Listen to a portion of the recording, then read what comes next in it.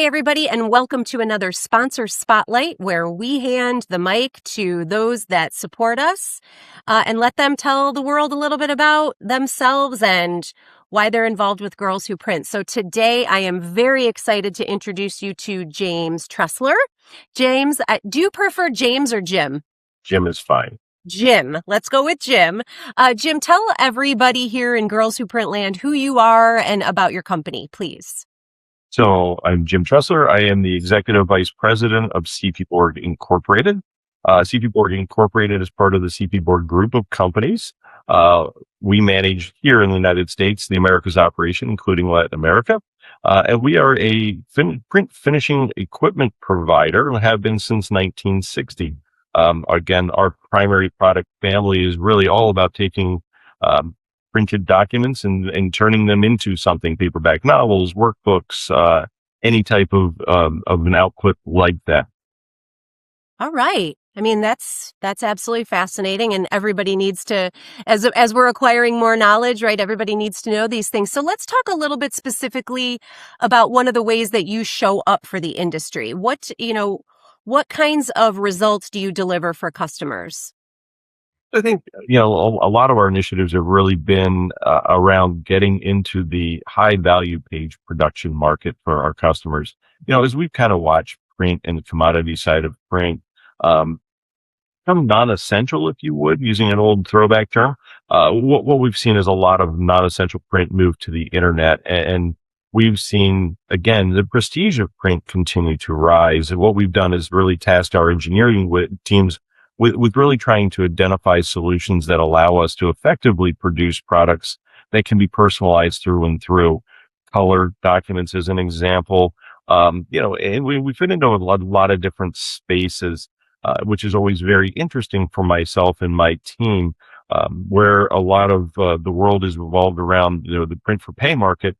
CP Bourg has really kind of, again, jumped into the photo book market as an example. We got into that very early. We helped a lot of our early adopters get into book of one manufacturing, where we really got a chance to take that long tail of publishing and revitalize a lot of those out of print titles and bring them back to eliminating warehousing, if you would, and allowing them to be created and manufactured real time, just in time manufacturing. Through digital processes. Most people may remember Bourg really being the end of the first Docutech press when it rolled out in 1990. There we were, attached to the end of it, and the Javits Center, and that goes way back. The initial days of digital production, and we were right there with our booklet maker. And we can continue to evolve that. But again, today a large focus is really on the high value page production, variable, personalized, and then again, that book of one market. I love that you mentioned the word evolve and evolution several times, which I love that it feels like your company and you yourself are embracing the idea that we have to stay on top of trends. We have to kind of accept the current reality of, as you mentioned, the way things have moved online. But so many successful companies like yours have embraced that notion and pivoted, right? Like changed direction and decided to embrace new concepts. And I also really, as an avid reader, I love the idea of bringing things back that you mentioned. Let's bring back some of those books that were out of print, because with that just-in-time manufacturing, we can make so much more available to people, because we really have become a very niche society in many ways, haven't we? We truly have. It's so much fun to stand at the end of the technology, watch it run, and realize that so many authors today are given an opportunity to produce, again, a pleasure read type book or even a genealogy book that would have never been published in the past. But now with the new technology, we can give those ultra short run biographies an opportunity to get out there and get sold on companies like Amazon or Lulu or various other companies. And really, again, make it profitable for the production side of the house. So that print for pay market, if you would, to be able to, again, evolve into that ultra short run book market.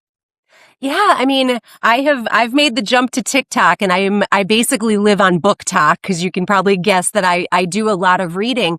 And it is such good news that there are bookstores opening all over this country. I mean, I think this is one of the things we should be shouting from the rooftops in the printing industry is that books are back and they are if they're thriving businesses. And again, it's like there's something for everyone in books, right? So I think that this is all just really, really excellent news. So thank you for all of that. And thank you for your passion and your leadership. And I do want to give you a moment to really connect your own personal mission and the mission of CP Bourg with support of Girls Who Print. So talk a little bit about why it's important to you and your organization to support Girls Who Print. And you really have been a sponsor for a very long time. And we are so grateful. So tell us a little bit about, kind of how you came to that and why it's important to you. So, and I'll try and keep this as short as possible, but it's important to me. I've been very fortunate in my career. I started out very young and I didn't realize who my mentors and my influences were going to be. But, I'll go back to the early days and when I was offered an opportunity to sponsor Girls Who Print, I sort of started recalling my past experiences. And I was a young kid in high school running a printing press, and I was approached by a company to go on and start, becoming a service technician for them, servicing printing presses. I was pretty honored, pretty flattered by that. And long story short, I accepted the job. And what I didn't realize is that it was a women-owned company, a woman-owned company. So it was a small business in Harrisburg, Pennsylvania called Ian Dunlap. And my first mentor working for Catherine's company was Joni Ross. And Joni Ross was a service technician at the time. And she took me for the next 2 years through an apprenticeship program that was to die for. And I kept, kind of evolving with this. And Catherine, as the owner of the company, gave me many, many opportunities, moved me from a service technician to a service manager to a regional manager, ultimately put me into sales before she had sold the company and I moved on with my career. But one of the big things for me as a mentor was watching 9/11, a terrible part of our history, part of our transforming the generations that we live in.